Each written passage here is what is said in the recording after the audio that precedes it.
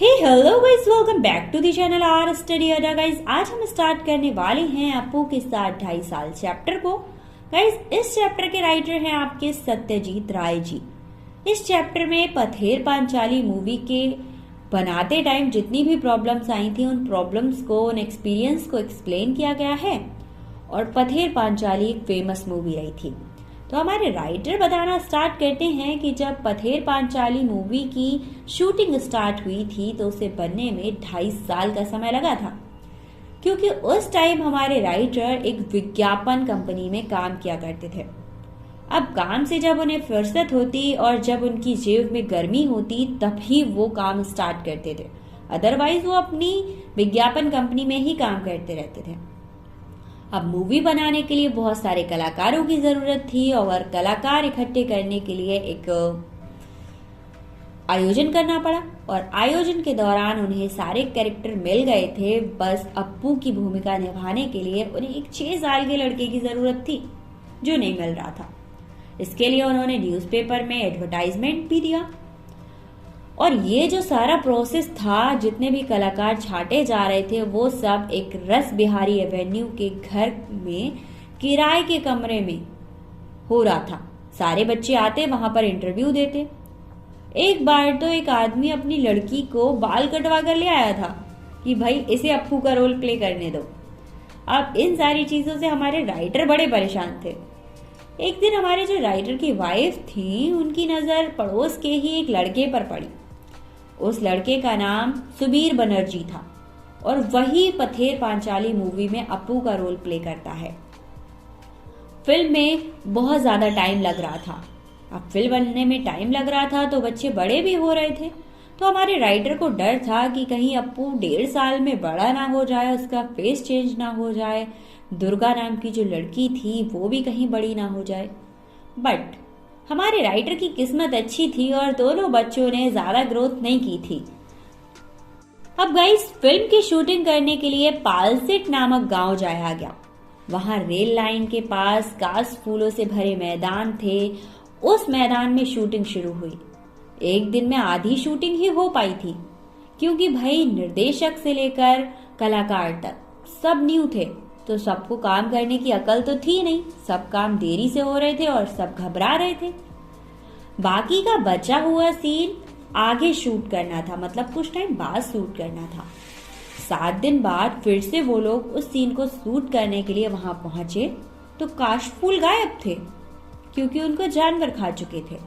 अब भाई, इस सीन को देखकर तो हमारे लेखक की हवाइयां उड़ गई थी कि काशफूल तो सीजन में ही खिलते हैं, अब अभी फूल गए मतलब 1 साल बाद ही आएंगे।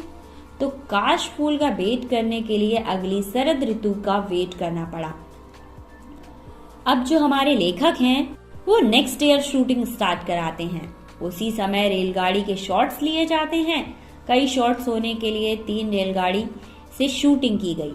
कलाकार दल का एक सदस्य पहले से ही गाड़ी के इंजन पर सवार होता था, ताकि जब शॉट्स वाले दृश्य में वायलर में कोयला डाला जाए तो रेलगाड़ी का धुआं निकले और शॉट्स में धुआं दिखाया जा सके। सफेद काशफूल की पूरी जमीन, उस पर काला धुआं, क्योंकि उस time guys black and white दुनिया थी, तो सफेद फूल दिख रहे थे और काला धुआं जो चीजों को हाईलाइट कर रहा था। इस सीन को कोई दर्शक नहीं पहचान पाया था। अब भाई, लेखक एक एडवर्टाइजिंग कंपनी में काम करते थे, तो पैसा तो ज्यादा था नहीं और पैसों की प्रॉब्लम की वजह से उन्हें मूवी बनाते टाइम बहुत सारी प्रॉब्लम्स को झेलना पड़ा था। अब भाई, फिल्म की शूटिंग करते टाइम भूलो नामक एक कुत्ता लिया गया था, ठीक है, और उस कुत्ते का कैरेक्टर प्ले करने के लिए गांव का एक कुत्ता पकड़ लिया गया और उसी से वो काम करा लिया गया। मूवी में उस डॉग को चावल खिलाते हुए दिखाया जाना था, बट जैसे ही ये शॉट लेना शुरू किया गया था, वैसे ही सूरज की रोशनी और पैसे दोनों ही खत्म हो गए थे।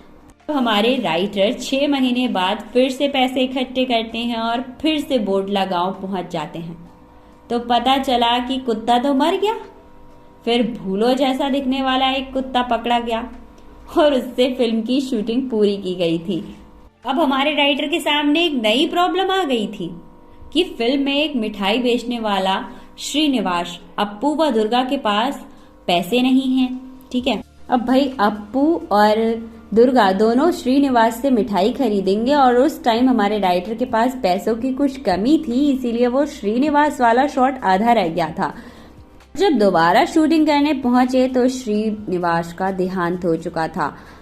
अब भाई किसी तरह श्रीनिवास से मिलता जुलता आदमी ढूंढा गया और उसकी पीठ पर यानी पीठ वाले हिस्से से ही शूटिंग की गई। उसका फ्रंट नहीं दिखाया गया, उसका बैक साइड दिखाकर ही शूटिंग कंप्लीट कर ली गई। श्रीनिवास वाले सीन में भले ही भूलो नामक का जो डॉग था उसकी वजह से बहुत सारी परेशानियां हुई, बट बाद में एक खास सीन था जिसमें दुर्गा और अप्पू को मिठाई बेचने वाले के पीछे दौड़ना था। तब उसी टाइम झुरमुट में बैठे हुए भूलो कुत्ते को छलांग लगाकर दौड़ना होता है। भूलो एक देसी डॉग था, उसे कोई एजुकेशन नहीं दी गई थी और अब वो अपने मालिक की भी बात नहीं सुन रहा था कि जब भी उसका मालिक कहता कूदो वो कूदता ही नहीं था। अब लास्ट में क्या किया गया कि भाई कैसे कुत्ते को दौड़ाया जाए, तो उन्होंने दुर्गा के हाथ में एक मिठाई का टुकड़ा छिपा दिया और भूलो को दिखाया गया। तो भूले उस मिठाई को टुकड़े को पाने के लिए दुर्गा के पीछे पीछे भागने लगा और उस सीन को शूट करके शूटिंग कंप्लीट की गई। अब शूट करना था बारिश का सीन। अब बारिश का सीन शूट करने में फिर से पैसों की प्रॉब्लम आ गई। बरसात में पैसे नहीं थे और अक्टूबर में बारिश की संभावना कम थी। वो लोग हर दिन बारिश का वेट करते। एक दिन शरद ऋतु में बादल आए और धुआंधार बारिश हुई। दुर्गा और अप्पू ने बारिश में भीगने का सीन किया। ठंड में दोनों कांप रहे थे। फिर उन्हें दूध में ब्रांडी मिलाकर पिलाई गई ताकि ठंड से उन्हें बचाया जा सके। बोडला गांव में अप्पू दुर्गा का घर, स्कूल, गांव के मैदान, खेत, आम के पेड़, बांस की झुरमुट, ये सारी चीजें मिल गई थी। यहाँ उन्हें कई तरह के अजीब अजीब व्यक्ति भी मिले थे।